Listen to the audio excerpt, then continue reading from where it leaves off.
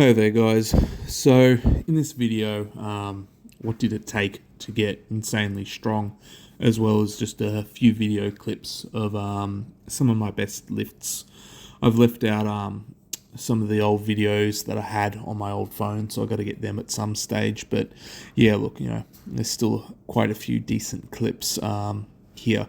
So best total that I've put together so far in powerlifting is 900 kilos raw.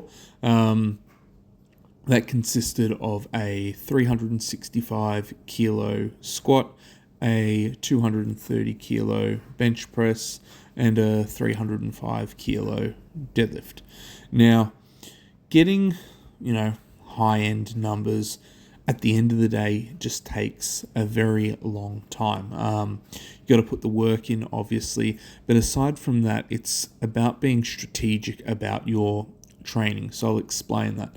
When you look at a powerlifting career that, say, spans 2 decades, there's going to be a few ups and downs in life, and the lifters that can navigate that well tend to obviously progress further into the sport.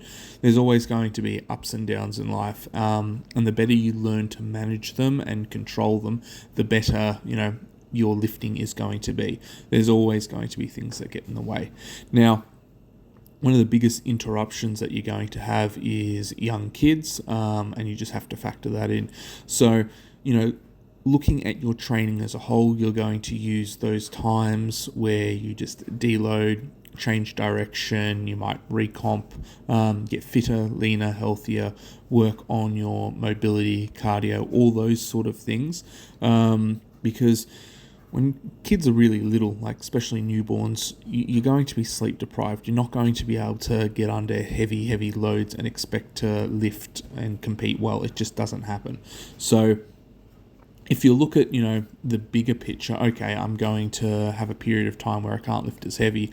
I'm just going to cut back my heavy sessions and literally work on health-related goals.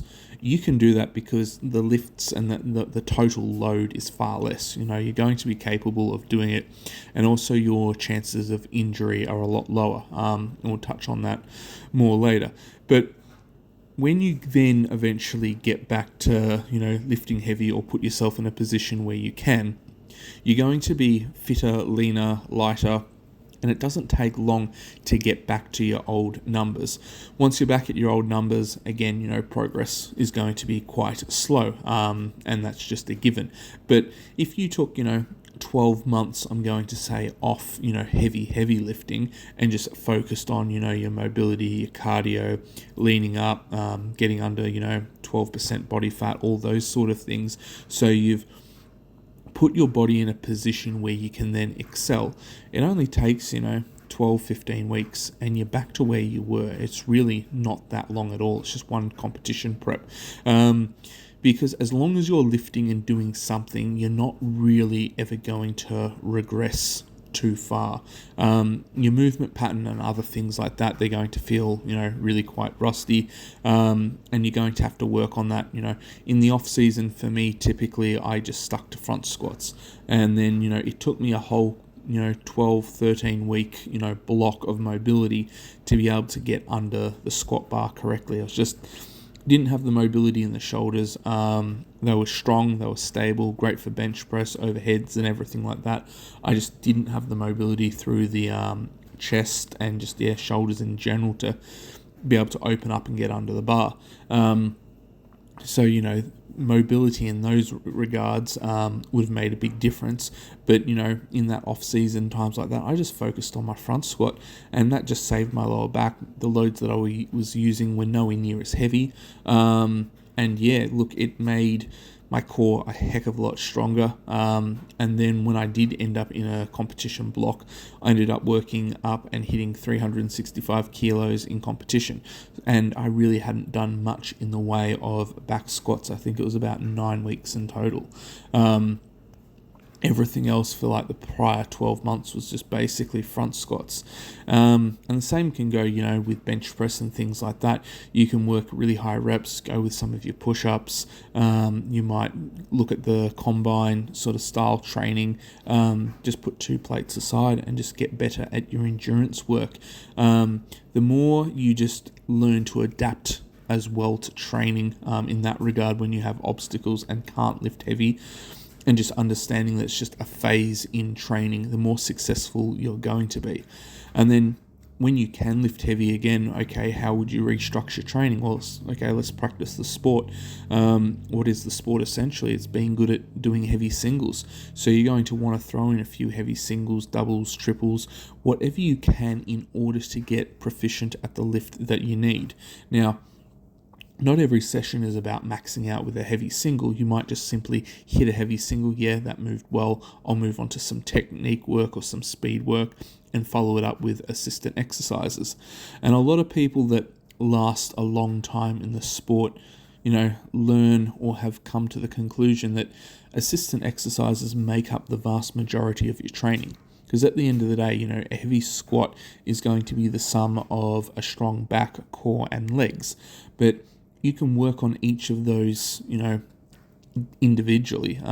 Legs, for example, I can hit them far harder on a leg press or a belt squat. My back, I can hit far harder with, stiff-legged deadlifts, good mornings, back extensions, mucking around with natural stone lifting, things like that. Core, again, you can do any of your planks. I found, heavy front squat holds for time, thoroughly worked my core. You can do your crunches, your lying twists, basically, all that sort of abdominal related exercises. They're all going to carry over. So yeah, just practicing a few of the heavy movements, even without a belt or knee wraps, things like that. You're going to learn how to lift, you're going to understand how to strain, and what does and doesn't feel right in terms of have you recovered enough, or do you need to take another week off in terms of the heavy max lifting and just do more speed work and technique work in the session that's ahead of you. And that's something else. Like a lot of people, if you can minimize the amount of times you get injured or hurt, that's going to have a huge advantage towards your lifting career. I, so far, haven't had any major injuries whatsoever. The only injury that I sort of have had to deal with, that wasn't even powerlifting related. And again, no surgery required. I was out for 4 or 5 weeks because I tore my calf playing sport.